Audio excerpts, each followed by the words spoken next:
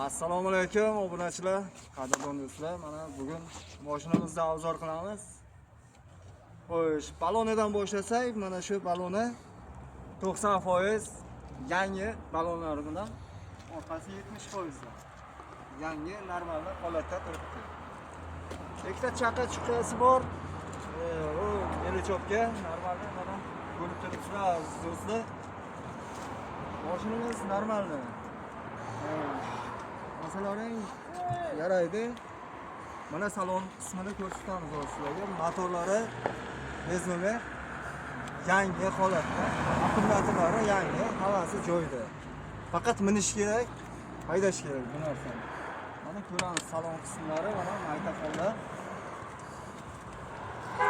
Hamma narsasi zakonli, kolonka.